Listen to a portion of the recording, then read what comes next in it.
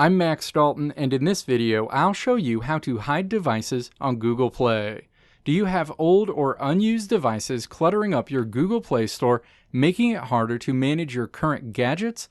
Whether you've upgraded your phone, switched tablets, or simply want to streamline your Google Play experience, hiding those devices can clean up your view and simplify app installations. In this video, I'll show you how to hide devices on Google Play, ensuring that only your active devices show up, making your digital life a bit tidier.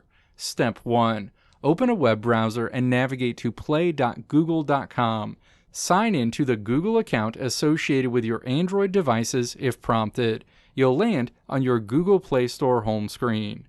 Step 2. Click your profile icon at the top of the screen to open a menu, and then click Library and Devices in this menu.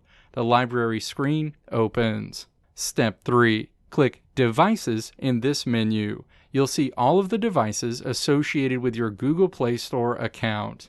Step 4. Find the device you want to hide, and then click to remove the checkmark from the Show in Menus column associated with that device. That specific device will be hidden on Google Play going forward. Let me know if this video helped you out in the comments below. If you liked what you saw here, click the video links on the right side of the screen to check out another video.